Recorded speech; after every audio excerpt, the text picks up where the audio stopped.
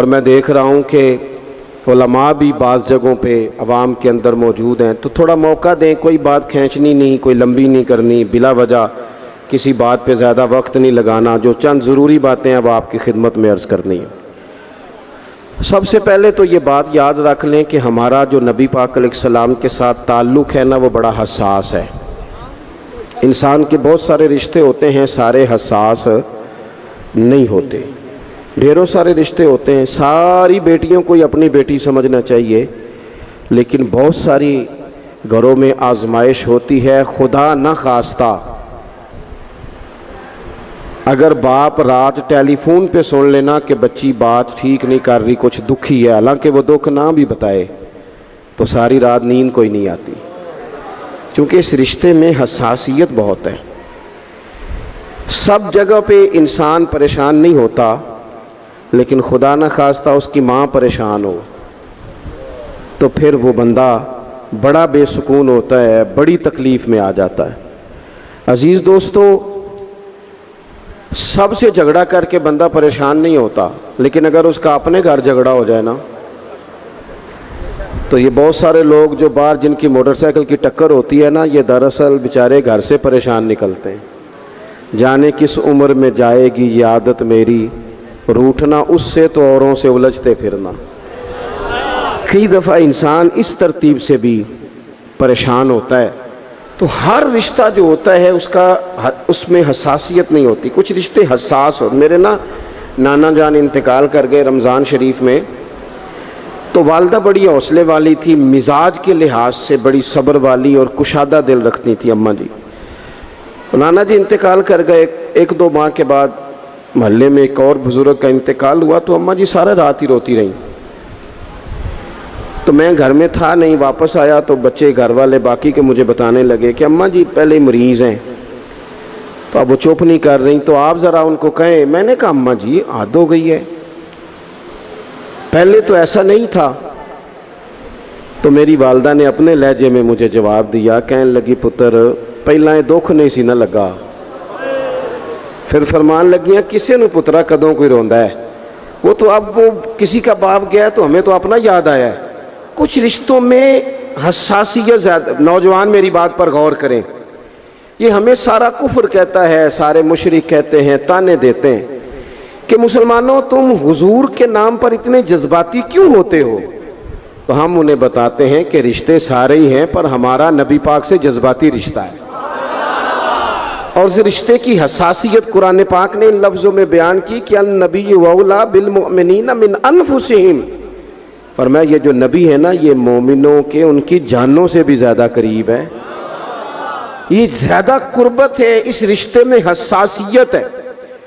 और नबी पाक अलैहिस्सलाम का उम्मत से ताल्लुक़ किस तरह का है, अजीज़ुन अलैहि मा अनित्तुम।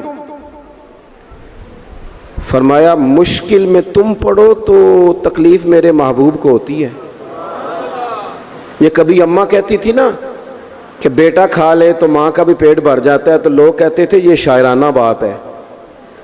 ये लोग तनकीद करते थे ये कैसे हो सकता है, किसी की तकलीफ़ किसी को हो। लेकिन कुरान ने इस मजमून को खोल दिया। फरमाया एक रिश्ता तुम्हारा ऐसा भी है कि अजीज़ुन अलैहि मा अनित्तुम, मुश्किल में तुम पड़ते हो, गिरा मेरे महबूब पे गुजरता है। हरीसुन अलैकुम, फरमाया करीम तो तुम्हारी भलाई चाहने में जल्दी करते हैं। अबिल मोमिनीना रऊफुर रहीम, वो मोमिनों पे रऊफ भी हैं और रहीम भी हैं। नौजवानों गौर से सुनना मेरी बात, आपको ना इस मजमून की दर्जनों हदीसें मिलेंगी कुतुब अहादीस में, दर्जनों। हुजूर फरमाते हैं मेरा जी चाहता था। जब किसी काम को मेरा और आपका जी चाहता है तो फिर हम परवाह नहीं करते, मन की मर्जी पूरी करते हैं। सही कह रहा हूँ? मेरा जी चाहता है तो फिर मैं वो काम छोड़ जाऊं? हुजूर फरमाने लगे मेरा जी चाहता था हर वुजू के साथ मिसवाक ज़रूरी करार दे दूं, जी चाहता था, लेकिन तुम्हें तकलीफ होगी लिहाजा मैं इसे ज़रूरी करार नहीं देता। फरमाने लगे मेरा जी चाहता था कि मैं देर से इशा की नमाज पढ़ाऊं, लेकिन इसलिए नहीं पढ़ाता कि तुम्हें तकलीफ होगी। फिर फरमाया मेरा जी चाहता था कि मैं अपनी पूरी उम्मत पर तहज्जुद की नमाज ज़रूरी करार दे दूं, फिर हुजूर करार क्यों नहीं दी? तो बात का मफहूम ये बनता है कि हुजूर फरमाने लगे, मैंने अपनी चाहत नहीं देखी, तुम्हारी नींद देखी है, तुम्हें तकलीफ होगी। हज़रत सैयदा आयशा सिद्दीक़ा फरमाती हैं, सही हदीस में मौजूद है, फरमाती हैं हुजूर को उम्मत के हक़ में दो बातों का इख्तियार दिया जाता ना, कि या रसूलल्लाह ये वाली चीज़ आपकी उम्मत पे ज़रूरी कर दी जाए या ये वाली, तो सैयदा फरमाती हैं जो चीज़ ज़्यादा आसान होती हुजूर उम्मत के हक़ में उसे इख्तियार करते, उम्मत पर मुश्किल ना आए। हसासियत, उम्मत के हक़ में नबी पाक के दिल में हसासियत।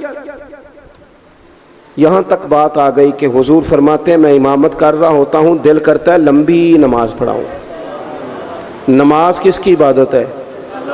दिल करता है लंबी पढ़ाऊँ, लेकिन फरमाया फिर किसी बच्चे के पीछे से रोने की आवाज़ आती, मैं नमाज मुख्तसर कर देता हूँ कि उसकी माँ नमाज में शामिल है या घर में से कोई शामिल है तो तकलीफ ना हो। हुजूर हर जगह उम्मत के हक़ में नरमी करते, आसानी प्यार करते। उम्मत की बात आती, हुजूर ने जब लश्कर रवाना किए, काफिले भेजे जिहाद के लिए, या कुछ लोगों को बाद सूबों पर बतौर गवर्नर तायिनात फरमाया, तो फरमाया लोगों को खुशखबरियां देना, लोगों को खुशखबरियां देना, परेशान ना करना, लोगों पर आसानी करना, उन्हें मुश्किल में ना डालना। हुजूर उम्मत पर आसानी करते, क्यों? इस रिश्ते में हसासियत है। जब कुरान मजीद की वो आयात नाजिल हुई ना जिनमें सख्त अहकामात हैं, तो महबूब कई दिन रोते रहे अपनी उम्मत की इस तकलीफ में कि ये दोज़ख में जाएंगे। कई दिन तक हुजूर ने आंसू बहाए। सारा कुछ जानने वाले रब ने पैगाम भेजा, हजरत जिब्रील हाजिर बारगाह हुए, या रसूलल्लाह रब फरमाते हैं परेशान क्यों हैं? कहा अल्लाह ने सख्त हुक्म दे दिया है, उम्मत कमज़ोर है, कैसा पूरा करेगी? अल्लाह करे आपकी पूरी तवज्जो हो जाए मेरी बात पर, आमीन तो कह दें, आमीन तो कह दें यार। अल्लाह करे आप पूरे जाग जाएं और मेरी बात आप गौर से सुने, तवज्जो करें। अजीज़ भाई, इस पर गौर करो। इस हसासी, आज उम्मत को कहा जाए ना तो दाढ़ी शरीफ रख ले, उसमें हसासियत ही नहीं आती। वो कहते हैं पीर साहब आप दुआ करें, तो मैं कहता हूँ जब आप तनख्वाह लेने गए थे तब तो नहीं दुआ करा के गए थे। उस वक़्त भी कहना था मुश्किल हो रहा है बैंक तक जाना, तो मैं तो नहीं जा सकता, दुआ कर दें। जब आप माल हासिल कर रहे थे, किसी जगह थे, वो तो बड़ी आसानी से आपने ले लिया, और दाढ़ी के लिए पहले आपको वजीफा दिया जाए, दुआएं की जाए, आपके लिए चिल्ला किया जाए, फिर आप सुन्नत शरीयत की तरफ आएंगे। हसास रिश्ता, रसूल कायनात आंसू बहा रहे हैं, किस तरह ये उम्मत हिसाब देगी? अल्लाह के हुजूर कैसे, बड़ी काहली है हमारे अंदर, बड़ी सुस्ती है, हम बड़ी आजमाइशों में। हुजूर जानते, जब महबूब कई दिनों तक रोए, अल्लाह करे उम्मती भी कभी कभी हुजूर की याद में रोए। एक तो ये हमारी महफिलें हैं ना जिनमें मजबूर कर देता है खतीब, वाइज, नात खां, तो मजबूरन भी सुभान अल्लाह कहनी पड़ती है। काश कभी घर में बैठे बैठे भी दिल करे और हम किसी नात खां के दरवाजे पे स्पेशल जाके दस्तक दें और उसे कहें दिल बड़ा परेशान है, मदीने वाले की कोई नात तो सुनाओ। कभी ऐसा भी हो ना कि घर में पैसे ना मिलने पे तो टेंशन होती है, और कोई मुकदमा आ जाए तो परेशानी होती है, लड़ाई हो जाए तो होती है। कभी यूं भी तो हो ना, रात को अब्बा जी रो रहे हो बिस्तर पे और बड़ा रो रहे हो और तड़प के रो रहे हो, बच्चे आके अम्मा से पूछें क्या मसला है हमारे अब्बा को, कोई परेशानी है, कोई डॉक्टर को बुलाएं, कोई दुख है? अम्मा कहती है जाओ तुम्हारे वाली बात नहीं। बच्चे इसरार करके कहते हैं नहीं अम्मा बता तो सही मसला क्या है। तो अम्मा ठंडी आह भर के कहती है पुत्र तुम्हारे बाप को ना नबी पाक का मदीना याद आता है, जिन्नू वेख के ठरदियां अखियां ने ते जिन्नू वेख के ठरदा सीना है। रब्बा तेरी सारी खुदाई च एक ही ते शहर मदीना है। पैसे जितने आ गए जी इन्ने ही बड़े ने, उन्ना सुटियो थोड़ी मेहरबानी। असी किड्डी समझदार कौम आ, पहले आप ही खिलारी देने फिर आप ही इकट्ठी करी देने, कैसी बात है।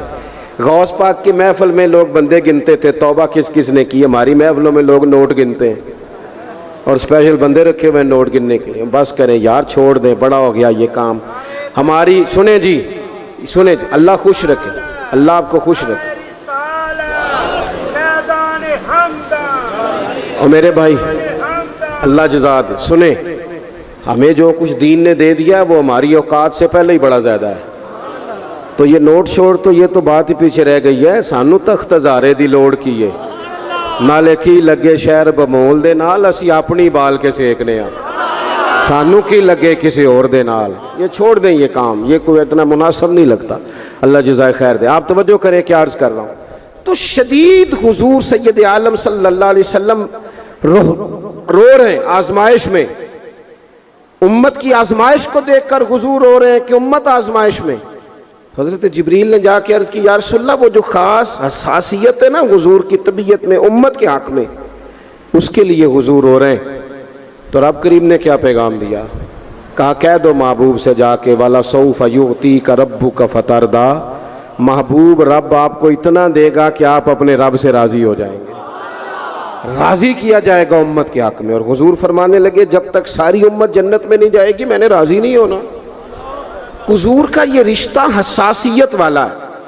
और चूँकि हमारे पास तो अब हम बाज़ दफ़ा लगता है कि ज़्यादा आलिम हो गए लोग, तो हमारी दीवारों पर ना, स्कूलों की दीवारों पर अंग्रेज़ों के कौल भी अब लिखे हुए हैं। तो कई दफ़ा पूछने को दिल करता है इंतज़ामिया से कि हदीसें सारी याद हो गई हैं बच्चों को, जो तुम्हें अब कौलों की ज़रूरत पड़ गई, वो भी गैरों के अक़वाल तक तुम आ गए हो। इस कौम को तुमने हुजूर के फरामीन सारे सुना लिए। ओ खुदा के बंदो, हुजूर ने तो इतना हसास करके ये रिश्ता बताया है कि बारीक बारीक नुक्ते भी समझाए। ये काम ना करना दोज़ख में चले जाओगे, ये काम करना तुम्हारा फायदा। एक एक बात खोल के बयान की। उम्मत के पास टाइम ही नहीं है हदीसें पढ़ने का, वक्त ही नहीं है। हमारा तो मिजाज बन गया नुक्ते सुनने सुनाने का। नुक्ते, वो हमारा नकीबे महफिल स्टेज पे भाग के उधर जाता है, फिर भाग के इधर आ जाता है। वो क्यों लगा, कहता मैं जुमला देने लगा। ओ खुदा के बंदे, तू जुमला रहन देखा, तू कोई आयत दे, तू कोई हदीस पाक पढ़। और फिर वो बाज़ों का मैं तो चूँकि कमज़ोर सा बंदा हूँ, तो वो जब 50 को दफ़ा कहते हैं ना तैयार हो जो जुमला देने लगा, तो ऐसे लगता है जुमला नहीं आएगा, कोई एटम बम भी आएगा। भाई तू दे दे जो तूने देना, इतना परेशान तू किस बात का हो गया। और फिर सारे ही कह रहे हैं, जितने आए नकीब, नात खां, खतीब, सब कह रहे हैं सारा कुरान हुजूर की तारीफ है। तो फिर पढ़ना चाह रहा है तू भी, तू पढ़, कोई भी नहीं रहा, कही जा रहा है। अपनी ज़िंदगी के अंदर हुजूर ने जो हमें असबाक दिए, जुमे वाले दिन टाइम पे मस्जिद जाया करो। मौलवी नकम्मा भी हो ना मेरी तरह का, आप वक्त पे जाएंगे तो वो जल्द तैयारी शुरू कर देगा। आप आखिरी 10 मिनट जाते हैं तो वो क्या मौलाना दीवारों को तकरीर सुनाए? तैयारी करें, हुजूर के फरामीन सुने। और नबी पाक सल्लल्लाहु अलैहि वसल्लम ने जहां जहां हमें असबाक पढ़ाए हैं, वो उस रिश्ते की हसासियत को देखें। क्योंकि हुजूर ने बड़ा हसास रिश्ता बनाया उम्मत से, तो फिर उम्मत के दिल भी हुजूर के हक में बड़े हसास हैं। अपने मिजाज के लिहाज से ना नरम तबीयत के आदमी हजरत सिद्दीक़ अकबर।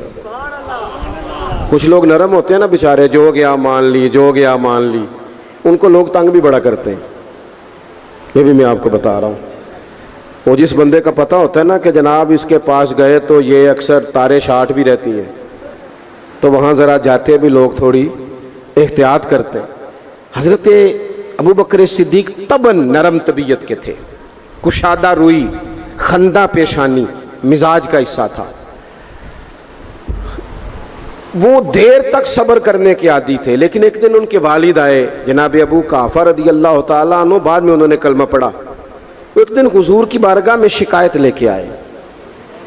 अब किसी उस बंदे की शिकायत आ जाए ना जिसकी तवक्को ना हो, जिससे तवक्को ना हो। वो किसी ने कहा था ना कि तुझसे शिकवा नहीं बेवफाई का, पर तुझसे उम्मीद बेतहाशा थी। तेरे ऊपर उम्मीदें बड़ी थी, तो तूने ये जो काम किया ना ये थोड़ा अजीब लगा है, तुझे नहीं करना चाहिए था।